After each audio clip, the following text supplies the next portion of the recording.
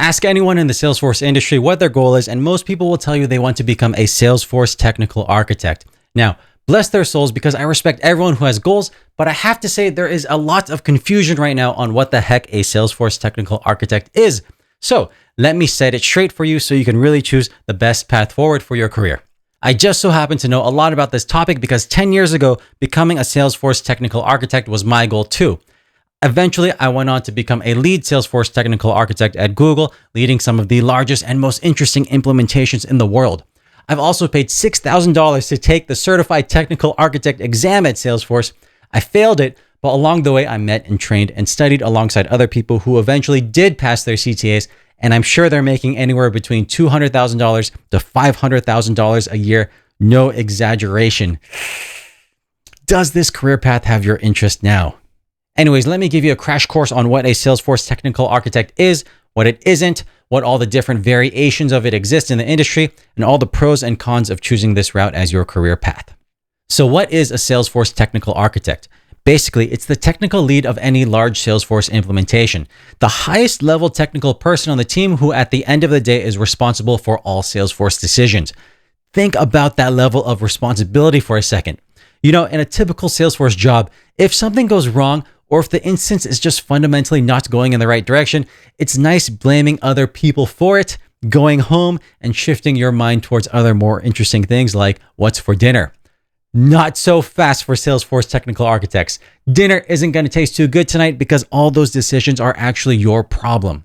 Decisions such as which objects and relationships to create, when to code and when not to code, which front and back end frameworks to use, what systems should we integrate with and with what integration patterns, sandbox and deployment strategies, what kind of sharing models, licenses, and permission strategies to use. These are some of the main examples of decisions that technical architects make, but there is so much more still to the job. As the highest ranking person on the team, the technical architect's attention is in high demand from many people, not just people working on Salesforce, but everyone outside the Salesforce team too. Architects are the bridge between Salesforce and everyone else, such as business executives and leaders of other non-Salesforce teams. If you were the CTO of a company and you wanted to learn more about the Salesforce implementation, who would you talk to? If your random engineering team was planning an integration with Salesforce, who would you talk to? If you lead a sales, service, or marketing team and you wanted to start using Salesforce for something because some fancy presentation at Dreamforce said it was easy to do, who would you talk to? All signs lead to the Salesforce Technical Architect. And so, Salesforce Technical Architects tend to spend a lot of their time in meetings with people in all corners of the business to discuss everything from requirements to feasibility, high-level designs, roadmaps, and the most nitty-gritty technical challenges we face in the Salesforce ecosystem. They also spend a lot of their time making documentation. If you need 50 admins and developers to all build in the same direction, you're going to need the documentation to back that up. Systems diagrams and design docs are an architect's best friend. This all brings me to what I find is the most interesting thing about Salesforce Technical Architects. Sure, they are the most technical person on the team, but because so much of their time is spent in meetings and documentation, an architect's communication skills, both verbal and written, are arguably their most important skill. The architect must be an expert in two somewhat opposite skills, communication and technology. It's difficult enough to be good at one of those skills, but an architect must be elite at both, hence why the position is truly the pinnacle of our industry. So that's what a Salesforce Technical Architect is. Now to address some of the confusion. What does a Salesforce Technical Architect not do?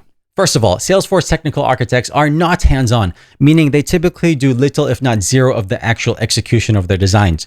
They're not writing code or building flows because they don't have time for that. And there are plenty of admins and developers on the team to do that stuff instead because architects only work on larger, more complex Salesforce implementations that require a lot of people. In some ways, surprisingly, you can see technical architects as the red tape of an organization. They write all these designs, guidelines, and documents, and they expect you to follow them while they sit in their high chairs without doing any actual work. Well, how about a hands-on Salesforce Technical Architect working on complex things in a smaller org? What's that called? Well, that's basically a senior Salesforce developer. It's definitely a blurry line between the two with lots of overlap. In fact, most, if not all, Salesforce Technical Architects were previously senior Salesforce developers because that's the best way to build up technical skills and experience to influence teams of developers on the things they do best. All right, another thing Salesforce Technical Architects are not is people managers. In the career Game of Thrones, there are basically two paths, people management and individual contributors. Technical architects are the pinnacle of the individual contributor path. The reason they're not people managers is it's already hard enough to be both an expert on technical and communication skills. To throw in people management in that equation is just too much. Who has time for that? It's like my life, I have so many things that require my attention. My family, my career, my friends, all this garbage I put on YouTube, and my personal hobbies like tennis and snowboarding that make me truly happy. But I basically can only choose to do 2 of the above. So whenever you see me making a YouTube video, that's just like 10 hours less I've spent with my adorable children in the most important and formative years of their life. By the way, I have a 3rd kid on the way next month. Please like and subscribe. Anyways, this is another reason why Salesforce technical architects are so interesting. Because they aren't people managers, they have to find ways to influence teams of highly skilled people without any direct control over their careers. If you give your technical architect the middle finger, they technically can't fire you because they're not your manager. And your technical architect might tell you to write something using code, but you can go ahead and make it using Flow instead. What are they going to do? Fire you? Point at the documentation that clearly states it was to be done using code instead of Flow? Get out of here. No one reads that stuff. And so that's one of the challenges architects face on a daily basis, and probably one of the reasons why they tend to drink the most alcohol. The final thing Salesforce technical architects are not is they are not Salesforce specialists. In large and complex implementations, Salesforce is usually just one relatively small slice of the pie that's filled with all sorts of other technologies. So the Salesforce technical architect needs to have knowledge in complementary technologies such as Active Directory, enterprise service buses, data warehouses, and more. Now, for those of you naive and diehard Salesforce groupies who are drinking the Kool-Aid, refusing to acknowledge any other technologies, a group I'd pretty much consider myself in, by the way. The good news is Salesforce is acquiring and expanding their technology so far that there's basically a first-party Salesforce solution for almost anything you need. Tableau, MuleSoft, Heroku, Identity Connect, and more. You can pretty much double down on the Salesforce ecosystem without raising too many eyebrows, which is basically how I ended up with a decent career despite having no idea what happens outside the Salesforce bubble. All right, let's move on. So let's say your goal is to become a Salesforce technical architect. You start searching for some jobs and you see all sorts of Salesforce architect jobs. What is going on? Well, the first thing you should know is employers can call any job whatever they want. If they wanted to name the janitor positions as VP of Facilities, they certainly can. Same in the Salesforce world. You'll see all sorts of jobs called Salesforce Technical Architect, when in reality, they are not true architect jobs in that their responsibilities might be different or even very different from everything I've described in this video so far. That's fine though, you can hit your goals and become a Salesforce Technical Architect without any of the real responsibilities and qualifications required for it. It's a win-win situation. But then, what makes my definition of a Salesforce Technical Architect any more true than the definition that some other employers use? Well, my definition is in line with Salesforce's definition. Everything I've said in this video is correlated with exactly what Salesforce tests you on when you take the $6,000 Certified Salesforce Technical Architect exam. This exam includes an hour-and-a-half long presentation that tests your verbal and nonverbal communication skills, plus all the vast amounts of technology behind it.